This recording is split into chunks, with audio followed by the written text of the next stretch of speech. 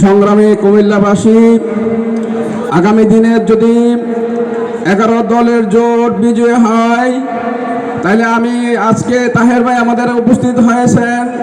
তাহের ভাইয়ের নেতৃত্বে আগামী দিনে কুমিল্লাবাসী 3টি উপহার পাবে। প্রথম উপহার হচ্ছে কুমিল্লাকে কুমিল্লা নামে বিভাগ করতে হবে, বিভাগ হবে ইনশাআল্লাহ, এবং কুমিল্লায় হবে আগামী দিনের আন্তর্জাতিক মানের বিমানবন্দর। এবং প্রবাসী বন্ধুদের জন্য সুখবর থাকবে, প্রবাসীরা সম্মানিত হবেন, তাদের জন্য ইউনিট সিস্টেম বাংলাদেশে চালু হবে।